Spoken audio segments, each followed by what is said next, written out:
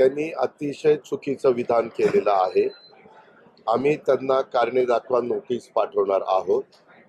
एकदा पक्षाची ध्येय धोरणं ठरल्यानंतर पक्षाच्या विचारधारेपासून जर कुठलाही खासदार, आमदार किंवा संबंधित जबाबदार व्यक्ती अशा प्रकारची वक्तव्य करत असतील तर ती वक्तव्य राष्ट्रवादी काँग्रेस पक्षाला अजिबात मान्य नाही.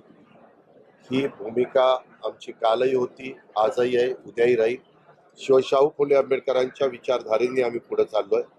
खरं तर अरुण काका जगताप जोपर्यंत हयात होते तोपर्यंत सगळं तिथं सुरळीत होतं.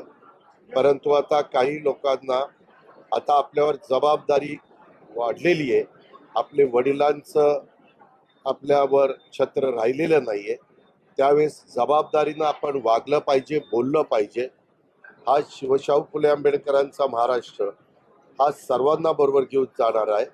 परंतु अशा वेळेस मी तिथे एका कार्यक्रमाला गेलेलो होतो, तेव्हाही त्याला सांगितलेलं होतं. तो म्हणाला की नाही, मी त्याच्यामध्ये सुधारणा करेन, पण ते सुधारणा करताना दिसत नाही. त्याच्यामुळं त्याची जी भूमिका आहे, त्याचे जे विचार आहेत ते पक्षाला अजिबात मान्य नाही आणि त्याच्यामुळं त्याला कारणे दाखवा नोटीस.